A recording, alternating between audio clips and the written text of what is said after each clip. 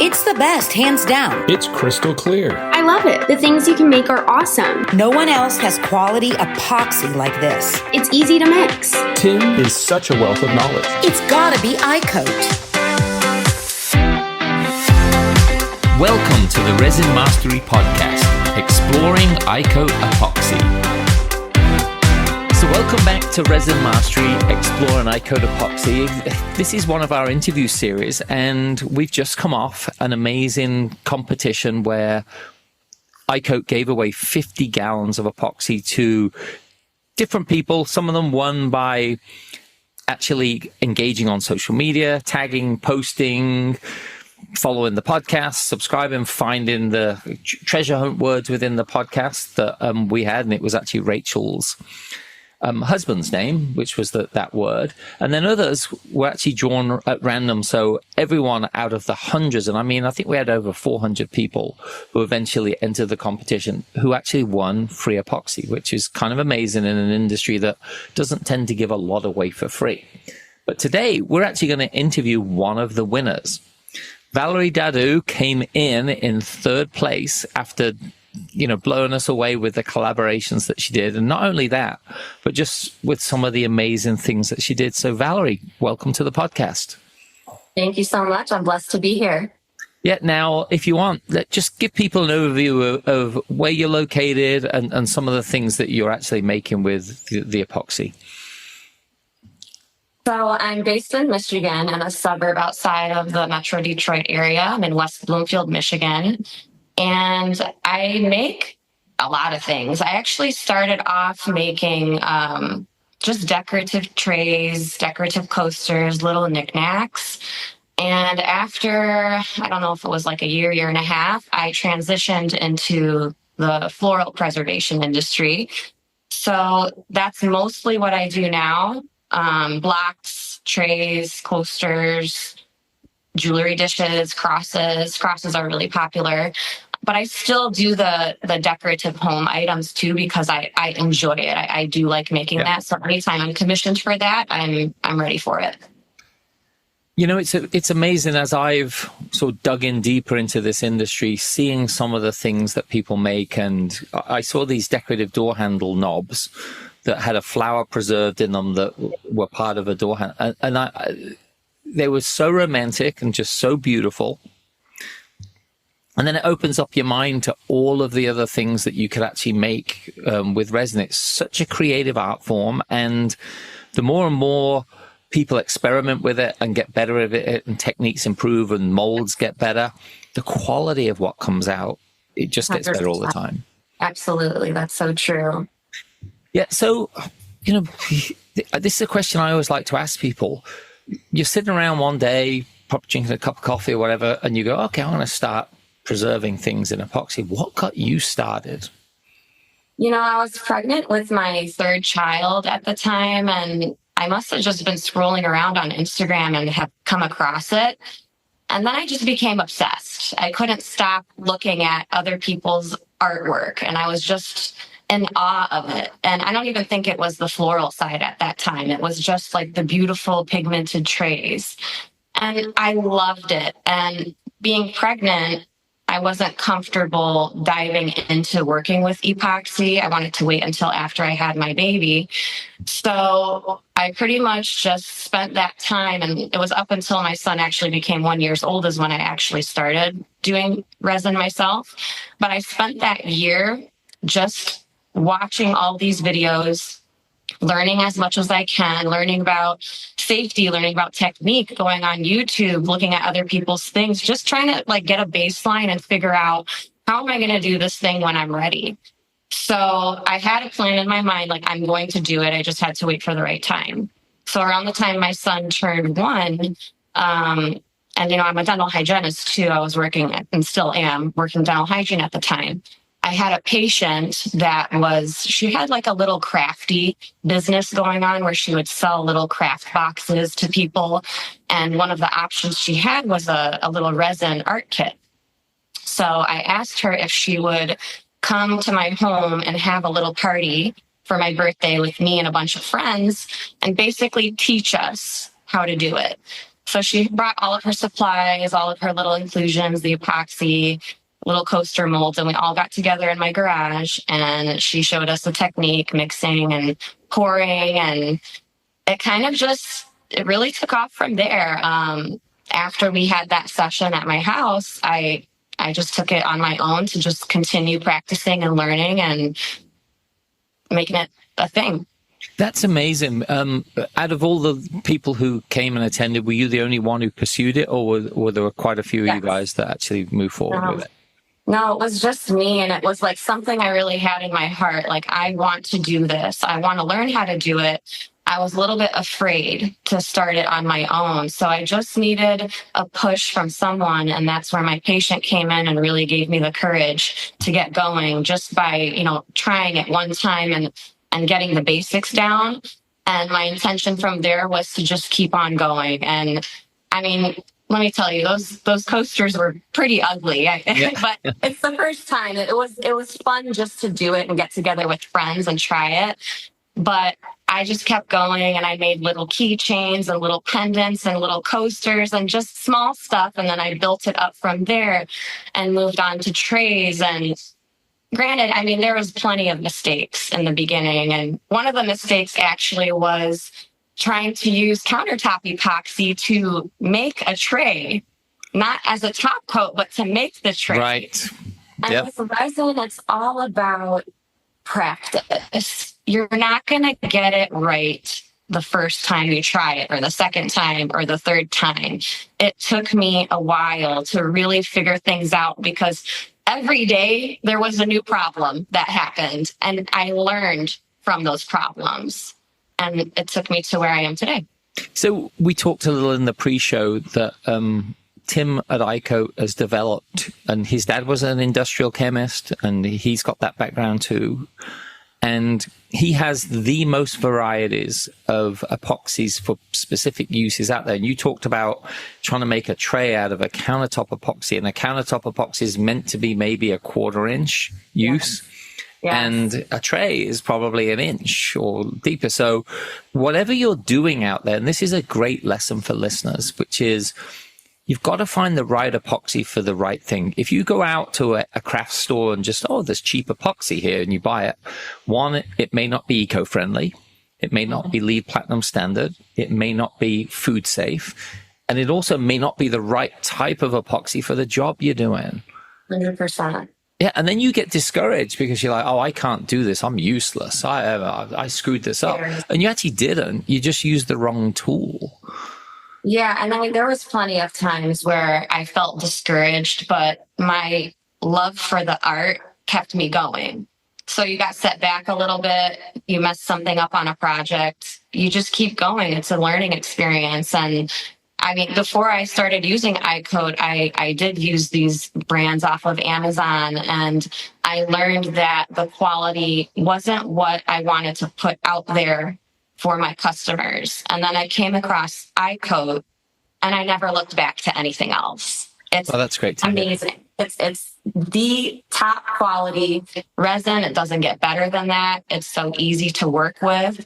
I've tried probably 6 out of 8 of your resins. I've used them for different things. It's my favorite for sure. And that's a testament to Tim and his diligence in this. And you know, one thing I remember Tim saying to you after we announced that you'd won 3rd place in this competition was that he'd love to hear from you more, that, you know, call him more, ask him questions. Tim loves interacting with people because he hates nothing more than someone calling him and saying, hey, I just preserved these flowers and I think I've done something wrong. And he asks and they go, you used the wrong epoxy. Yeah. Or, okay, you know, you didn't mix it. Or you mix it too long, and that's what happened with the countertop situation. It was actually the countertop I bought from Epoxy, and I'm mixing it for this tray, and I said, oh my God, there's so many bubbles. It's too thick. What's going on? I didn't understand at that time what type of resin to use to make a serving tray. Correct. So I called him actually. And you had that conversation with him as well. Yes, I did. I called him like, what is this? Why is this happening? So he led me to the right thing. So you got to give you credit here. Like in our competition, we have a lot of companies, right? And you're pretty much a solopreneur.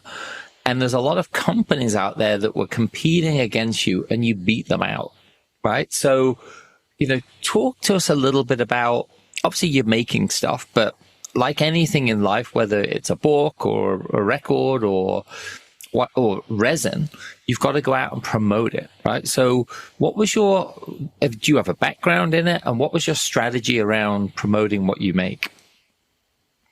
So promoting what I make, I pretty much work mostly out of my Instagram. Instagram is the biggest thing for me.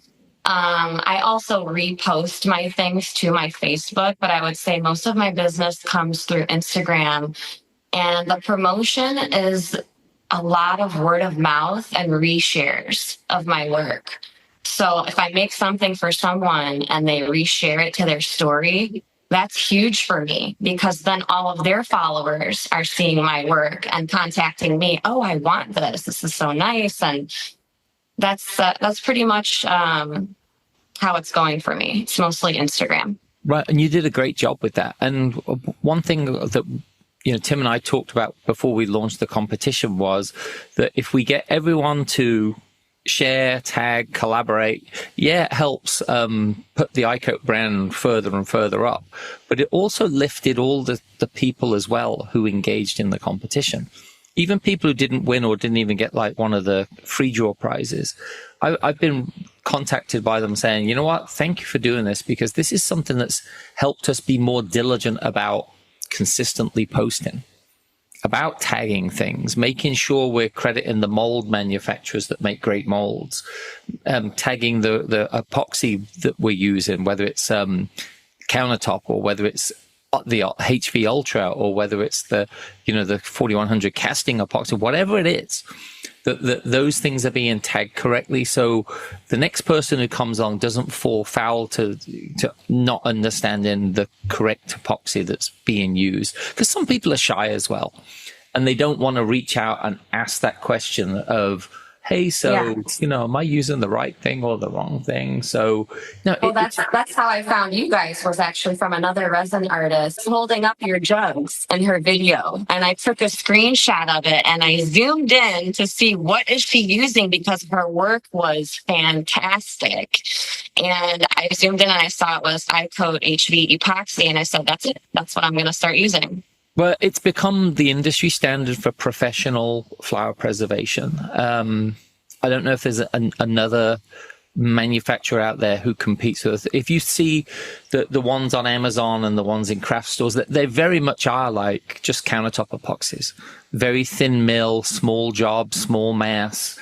Some of them are cheap. Some of them like yellow quickly. Some of them it's still hard to get bubbles out, but they very much are just that sort of one size fits all epoxy, which isn't the way to go. When you're making things that require a deeper pour, you need to actually have, the right type of resin for that. So how close are you to transitioning from this being a side? It starts as a hobby or an interest, and then becomes a side hustle.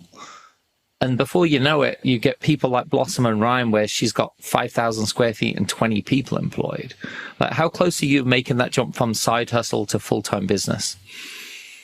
Well, I kind of do consider it a full-time business, but on a smaller scale. I mean, I don't anticipate that I'm going to be Blossom and Rhyme. That's amazing what she did with her business. And it is. Yeah. Kudos to her. Her work is fantastic. But for me, I'm a mother of 3 small children. I work dental hygiene. I take care of my home. I have a lot of things going on. I do my resin. I don't know if I can make it to that level at this point in time. But like initially it was a hobby, right? I would make things, I would give them for free to people. Right. Just, I'm proud of it. Here, I made this for you. And it was all practice for me. And then little by little orders started coming in. And then my first floral preservation was actually a friend of mine that got married. And I asked her like, hey, like, would you want me to attempt to preserve your bouquet? I'll give you a really good discount on it. I just need somebody to like give me that opportunity, because I didn't want to just make one for no reason. I wanted it to be for someone. Purposeful, yeah. Okay. So I made it for her, and just from that's when little by little those floral orders were starting to come in. And then I started to promote more and differently. I wasn't always tagging the vendors or making my videos like in an exciting way. You learn that. You have to do things to get the engagement. So it wasn't until maybe like this past year was when I decided to start tagging the mold companies, the epoxy companies, because their reshares help me with the engagement too. And then my client reshares help me. So I have a really good client base right now. I have a lot of orders.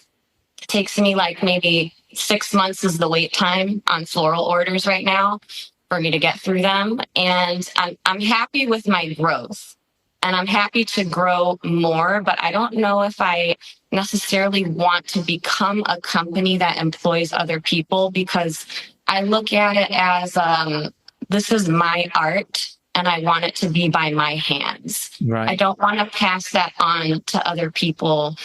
And I have like a perfectionist nature too. So I kind of like to be in control and in charge of my pieces, but I want those pieces to come from me.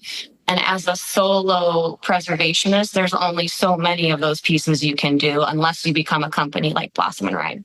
So do you have an artistic background? And second part of this question is like, do you need to have an arts background to actually be good at this? Or is it just, something you can learn? So I didn't necessarily have an artistic background, but the thing is I didn't know I was always artistic until these last few years working with resin. Because looking back on it, I would think like I would throw an event, like a little party for myself or for friends. And the effort and the detail that I put into throwing those parties and creating a theme and even making little desserts to coordinate with that theme and my perfectionism going into it. At that time, I didn't realize that this was me being artistic. So I think it was always there. It just took me until now to realize it. It definitely helps to kind of have that within you, because it shows in my designs. If you look at my designs on my Instagram, I'm not just tossing flowers in a mold haphazardly. I really think about, even from the moment someone gives me their bouquet, how am I going to design this? How am I going to dry it? In what way? Am I going to flatten the flowers? Am I going to keep it in its full shape? Where am I going to place it exactly? That design process starts in my head the moment somebody gives me their bouquet. And then months later, when I get to it, I put my layout together, and it just comes together in a very beautiful and artistic way. And that's what I want to put out there for my clients. That's what I want to be known for, is not just like the quality of the resin and the work, but the placement and the passion and the art I put behind it. So if you have that kind of knack for like visual aesthetics, you'll do great. Now, do you use a lot of other tools as well? Like there's obviously PPE, goggles, maybe like a semi-respirator or a mask, gloves. But do you use anything like vacuum chambers or anything else as well? And what are your favorite tools? I use all of it. And safety was huge for me. So when I told you I was pregnant, like for that one, I was just learning. That was one of the things I would research on a lot to find, number one, the safest epoxy to use, because some are VOC free and some are not. Some are more dangerous than others. I had to find the right space in my home because, again, my children, I do not want the No, fumes. you can't get them. No. It was a no-go for me. If my workspace is in my garage. My garage is obviously, separated from the house. So I can contain any kind of resin fumes to the garage and not let it enter my home. Right. And luckily, we bought this house that had like a big space heater up in the ceiling. So that helps me control the temperature of my garage. I bought a dehumidifier as well to help if the summers get very humid. So a dehumidifier to help with that. I researched a lot on PPE, and I found a full face respirator was best for me. And there's specific cartridges you have to use with it. It's not just any old filter. And I learned that the hard way when I had that party at my house, that first time we made coasters. The girl brought us just regular N95 masks. And it was my birthday that day. We were going to dinner after. After we were done, we had the garage open too, but I had the worst headache for hours at my birthday dinner because, one, I'm sure the epoxy was cheap. We didn't have filters on our face. So that prompted me to research more and find out that a full face respirator with P100 filters is the best for me. It filters out particulates when I'm standing, and it filters out the organic vapors.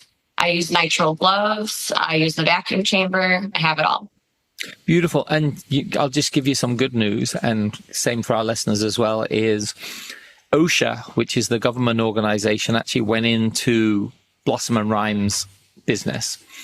And they wanted to do a test to see whether they were using the correct PPE for their 20 employees. And Rachel told us after that meeting, she goes, I'll tell you something amazing. She said, the guy checked out your epoxy. He checked out the fume level, all the chemicals in it. And he said, you guys are actually using way more PPE than you need for this epoxy. If you're using different epoxy, it may give you a different rating, but you guys are way beyond what you need for this, which is a testament to, again, Tim's chemical compounds and the blends that he puts together, that it is low and no VOCs. And, yes, it's so much safer to use in that situation than some of the cheaper ones. And a lot of the time, some of the biggest things is it can be headaches if you're using cheap epoxy. And then I think past that, it's some people get an allergy. And so if they get it on their skin, it may cause a bit of a rash. But past that, it's kind of a very safe medium to be using, as long as you're being smart with it and not splashing it around, mixing it too fast with a drill and all that sort of thing. So, overall, it's really great in that way. So that was something that we just absolutely loved to hear from Rachel, because, that was something we just love telling people about, because, we didn't know that from the OSHA would rate it at that standard. And then when we got it, that was just like, thank you. It's such a blessing. So you talked a little bit about making crosses and religious ornaments earlier. There's a couple of people who actually make things that make religious ornaments as well. And some of them have started working with their local churches and selling them through the local church bookstores and things like that. Are you doing anything along those lines? No, I'm not. That's actually a very smart idea, and I didn't think of that. But I've learned that I think people like custom orders. Like, they want their flowers preserved in an item. So it's hard to gauge, really, if I put all this effort into pre-making these items and putting them for sale at a church or whatever, are people going to buy it? I'm not 100% sure, because I think it's the meaning behind their own flowers being preserved, which they probably like the most. One of the makers actually went into a church and said, hey, listen, you've just done this Easter. You've got Easter flowers everywhere. Let me take some of them. I'll make your church's Easter flowers into resin crosses and things like that, and then give them to you to sell through the bookstore. And people loved them because they were their own church flowers that they just celebrate Easter with as well. That's smart. That's really smart. I could see that working. Yeah. It's actually a very good idea. I've always thought about taking those poinsettia flowers and making Christmas trays, like round trays with the red and the green flowers in a nice. Gorgeous. See, my brain's marketing and ideation around there, and I love theme stuff. I love it when it's Christmas and you have Christmas stuff out. Yeah. It's when it's Thanksgiving, you have Thanksgiving looking things out. My wife does a great job with that, and I love seeing it. You just reminded me as well that with you coming in third in the competition and the way you did it, I'd hope that for all of the people out there who are getting started with this. They're working on their own. They're building their business. Some of them may want to go into business, but don't stop hitting up Instagram and tagging us and collaborating with us. Like you said, it helps boost your visibility online as well.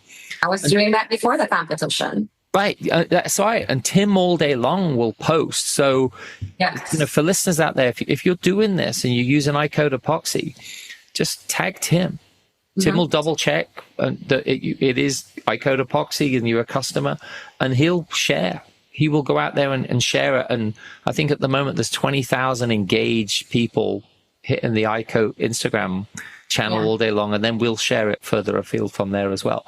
So let's talk a little bit about how, if someone wants to commission you to do a project for them, how do people contact Valerie Resin? I know you said you don't have a website, which is totally an anomaly for most people in this business. So how do people connect with you? I know it's strange to not have a website, but Instagram really works for me right now in the present time. They connect with me through DM, and I work locally most of the time. I mean, there's a ton of people around me around the Metro Detroit area that want their flowers preserved, and I'm very busy just with my local community. So a lot of Instagram DMs, word of mouth, people call me. And part of the reason why I'm not that motivated to make a website is I put a lot of like personal customer service into the ordering experience. So I don't want someone to just go on a website, add to cart, and think that whatever they chose is going to work for their specific bouquet. So when someone reaches out to me, I give them more of an experience rather than a transaction. So we talk about what types of flowers they have and what it could work with, because there's some molds I have, like a 1/2-inch tray or a jewelry dish where, hey, your calla lily bouquet is not going to fit in there. Right. So we have to come up with something else. So I really talk with them and sit with them and kind of choose the right thing for them before we book. I give them all the contract information, whatever risks might be associated with it, just anything they need to know. They know up front so that there's no surprises for them. I want them to know everything by my mouth before we move forward. And for me, that just works well. So I'm going to put it in the show notes, Valerie, but if you take this opportunity to tell people if there's a phone number that you actually give out, or how they exactly find you on Instagram. So you can find me on Instagram at ValD Resin, VALD Resin. Shoot me a DM. You can see all my work there. And it's easy for me to communicate by DM because I can just quickly send them hey, look at this. This is the one that you might be interested in. Do you like this style? Or would you rather have this style tray? Or I have this shape block. I can quickly send it to them and show it to them. You can contact me by phone at 248-874-5758. And you can contact me by email at valdresin@gmail.com. That's great. So to wrap up, you've won 5 gallons of epoxy. What did you decide to, is there any special project you're going to use it to make? I'm just going to keep continuing down my list of floral preservation orders. Awesome. I have a lot of orders to get through for 2025. So I just placed already a semi-big order before I got my free 5 gallons in the mail. So it's still sitting in the boxes, but I'm definitely going to get to it soon and continue down the list of orders I have. That's awesome. And Thanksgiving and Christmas are coming up. Any special orders to make for that? So I've been trying to push Christmas ornaments. I make these really cute ornaments. They're not even the floral ones, but just ones with glitter and ones with shimmer and pigment and personalization and pretty ribbons. And I made a lot of those last year. I also make a lot of children's night lights around Christmas time too. They're very beautiful. They come in many different styles, from floral styles. It says their name, resin letters, their name on the light base.